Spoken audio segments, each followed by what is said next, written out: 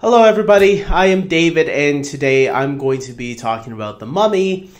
No, not 2017's Mummy. Unfortunately, that movie ain't getting good reviews, so I decided to talk about 1999's Brendan Fraser's The Mummy. I grew up with this Mummy film, this franchise, and it's the Mummy film that I enjoy. I do want to say, the 2017 Mummy, if you want to go check that out, check out the reviews, see what you guys think. I originally was wanting to check it out, but then the reviews kind of turned me off on it because it was a movie that I wasn't too sure about checking out because the trailers haven't wowed me. I was curious about it, but now I'm like, I'll wait for Blu-ray or Netflix or iTunes or something like that. So I did want to review a Mummy film. If I'm going to do one, I'll do one that I've seen. So let's talk about this Brendan Fraser Mummy film. First, let's talk about the man of the hour himself, Brendan Fraser. Brendan Fraser in the 90s and even in the 2000s, I guess, was more of a comedy kind of guy. He was doing these slapstick comedy type movies. I think it was George of the Jungle, which really got him off the ground and popular, got his name out there.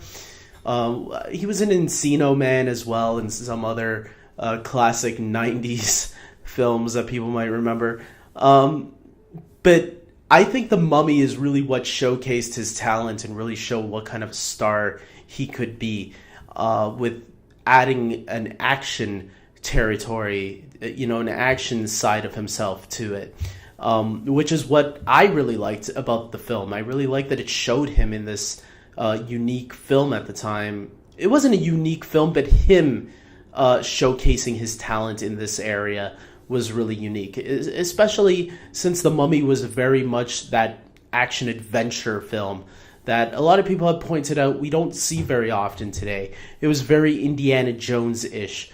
And that's what was really enjoyable about it. And not just, it was a really well done film in that aspect.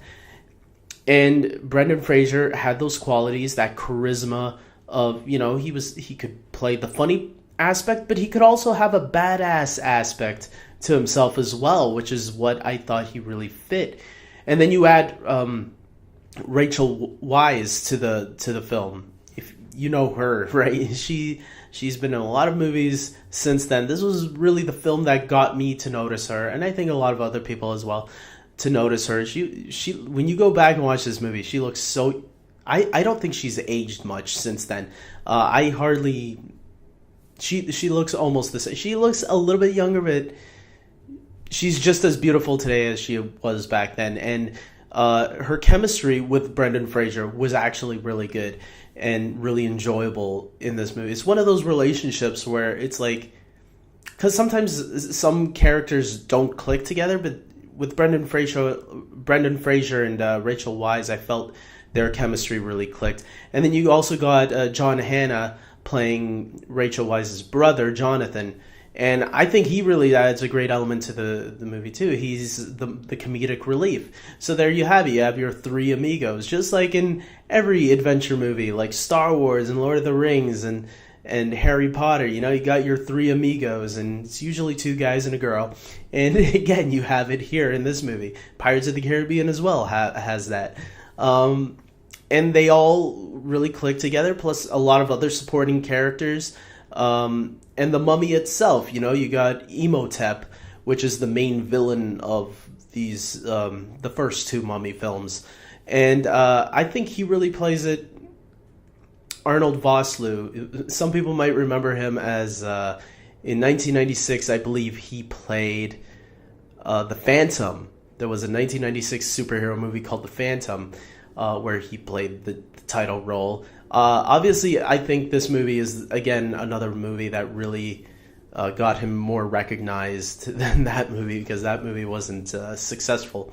But this movie was, and he plays it the way it should be, and I think he does a really good job. He doesn't talk too much, but when he does talk, he talks in like ancient Egyptian, so I don't know if what they're really saying here is real Egyptian, but it feels real, so I'll buy into it.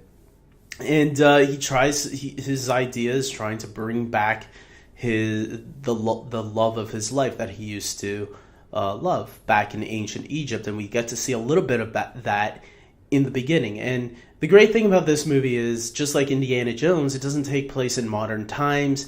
It takes place in the 1930s, which is a nice, appropriate time for it, because it suits that.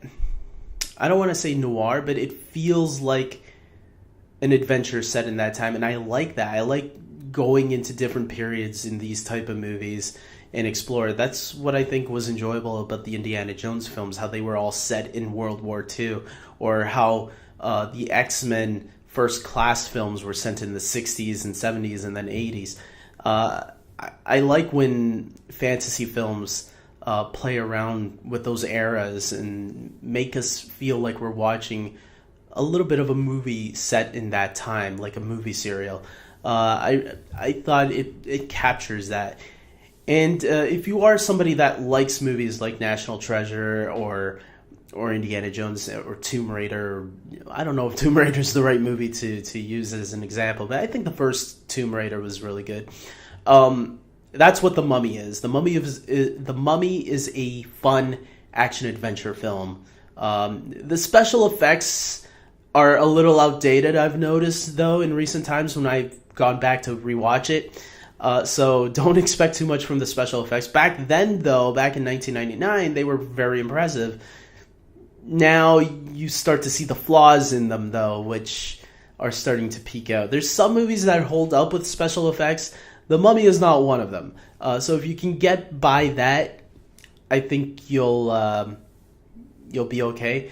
I also should mention Oded Fehr as I forgot his character's name, but you've seen this actor before in other things. I think he was a great character in this movie as well. He really brings the information to the main characters, and I think he gets a slightly bigger role in the second movie, The Mummy Returns, which I also really enjoyed. So with that being said, I am giving the first Mummy movie an 8 out of 10. It's really enjoyable, and if you do not want to go check out.